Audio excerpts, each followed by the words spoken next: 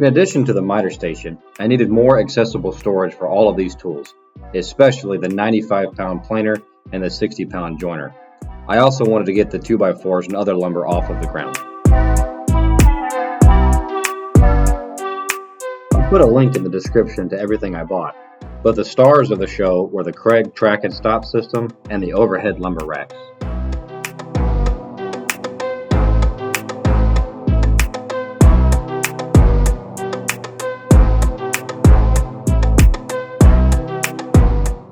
The slope of the garage floor meant that the leg height had to stagger, so I marked my tallest point and chalked a line to give me a working reference point. I wanted the handle of the saw to be slightly below eye level.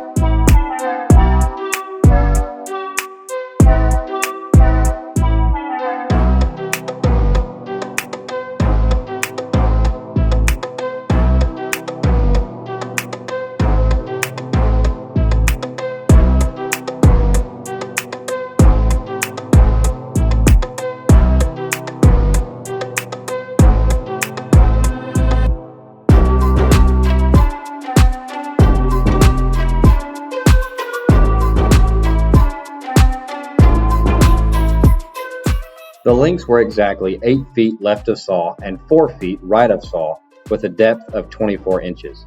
The width of each compartment was just a few inches longer than the tool that would go there.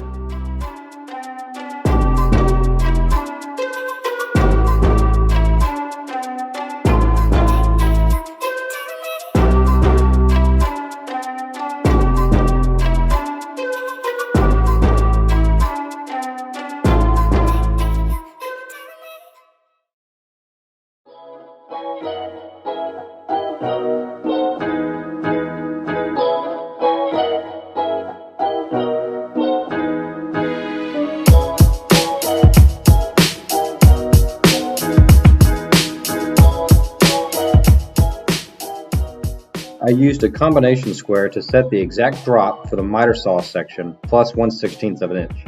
I ignored the thickness of the plywood because it wasn't on the upper level of the frame either.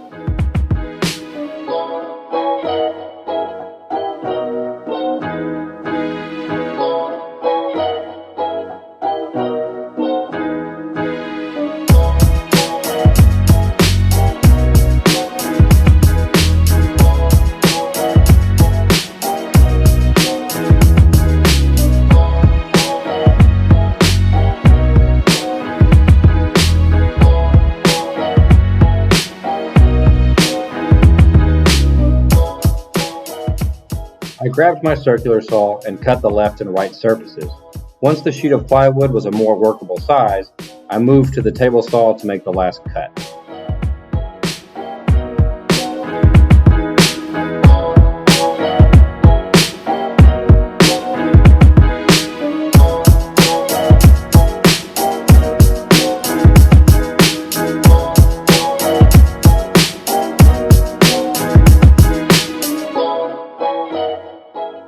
Originally, I was going to countersink screws to hold the top down, but decided to go with pocket screws underneath to keep the surface blemish-free. My twisty 2x4 frame wasn't perfectly square, but a quick pass with a flush trim router bit and it was good to go. After placing the saw, the bed was a little too high, but was easily fixed later when I tightened it down. I clamped a straight edge so I could get the miter fence relatively square to the front edge of the surface and locked it in with bolts in the back and lag screws in the front.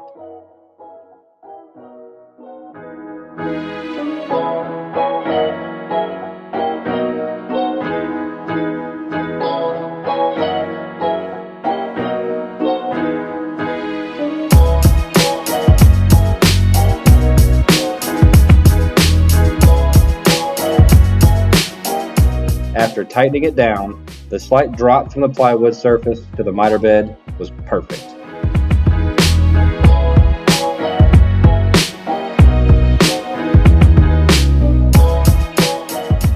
set the fence extension, I again clamped the straight edge to the saw's fence and drew a line to the end of the surface, and repeated on the other side.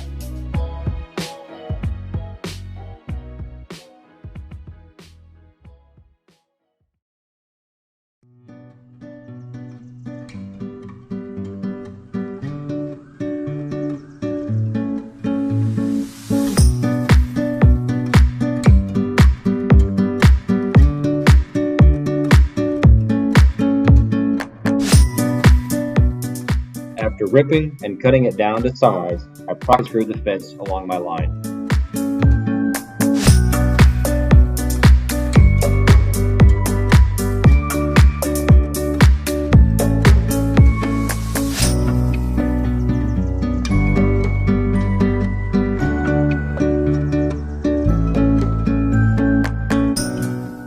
After marking the links on the track, I turned to the trusty hacksaw. The left cut needed a little sanding to fit squarely against the rest of the track.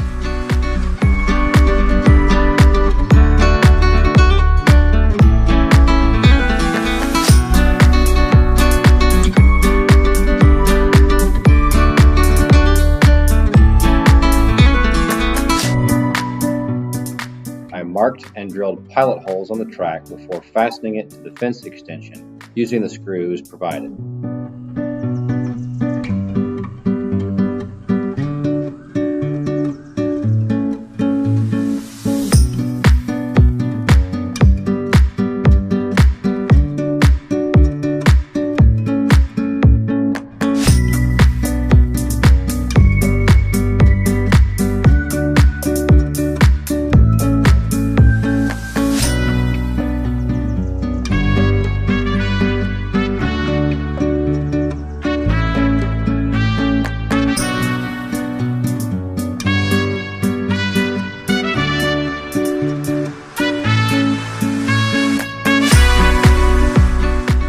To set the tape, I placed a 24-inch cut lightly against the blade before fine-tuning it by adjusting the red line cursor and tightening the set screw.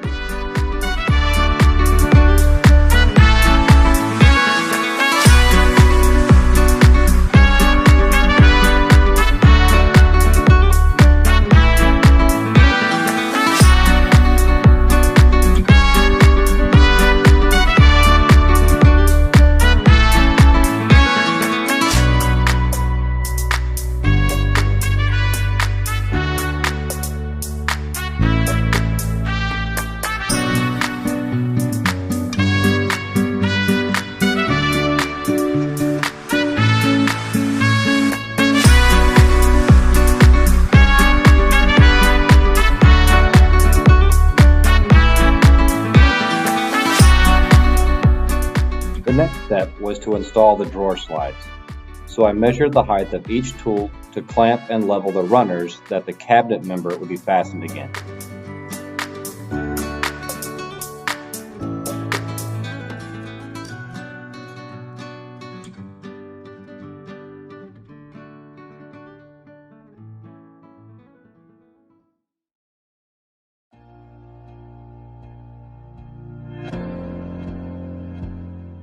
The stationary shelf's runners would be inset of the legs and later hidden by a trim board.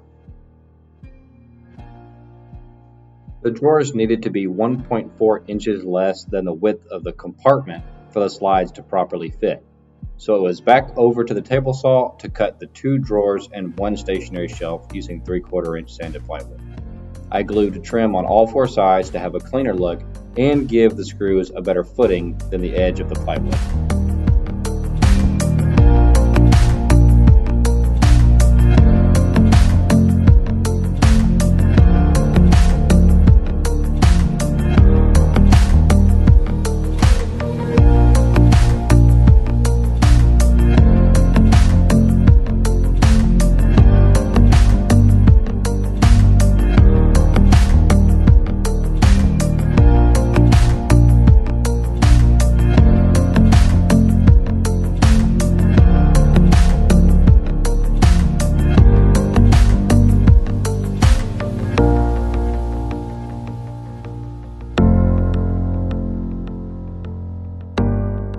I was actually really impressed with these locking slides from Fidenia. They were relatively easy to assemble and supported the weight of some pretty heavy tools with ease. Pricey, but I would buy again without hesitation.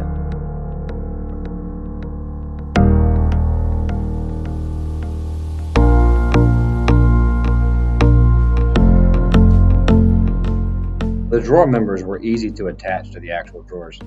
I just had to make sure that each pair of slides was unlocked by lifting up on the blue handles.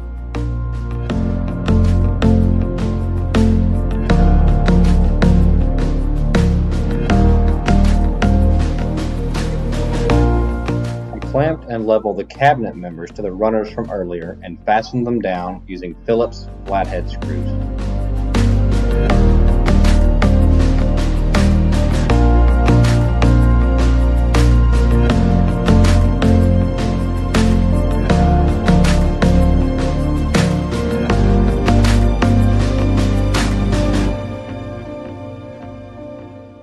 I ended up having to flip the planer because I didn't account for the cutter head lock. That's the last time I plan on moving this machine for a long time.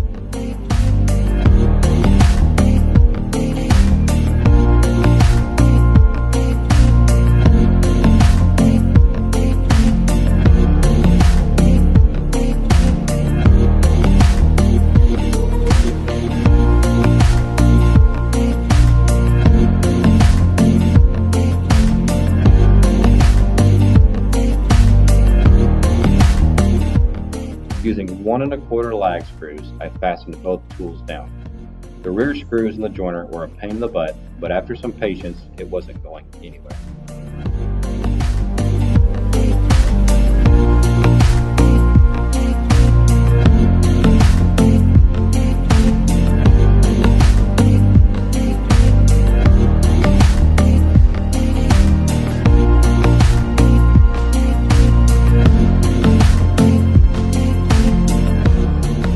The last step was to attach the overhead storage racks.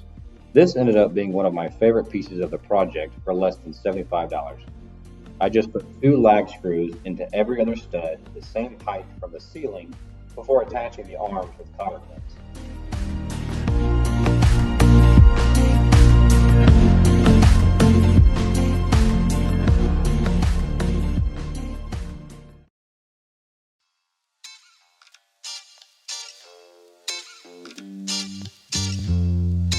Now the fun part.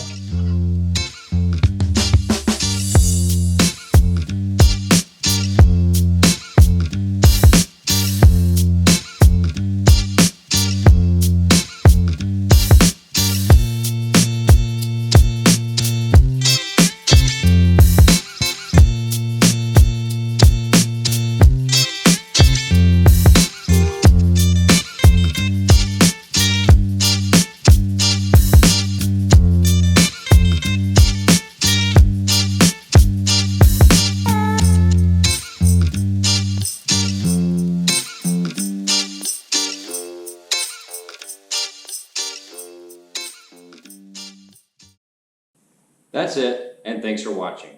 I made my fair share of mistakes, but I'm pretty happy with how it turned out. If you saw something that I could have done differently, please let me know in the comments. I'd love to hear from you. Help me grow my channel by liking and subscribing, and stay tuned for part 2 dust collection this fall. Thanks again.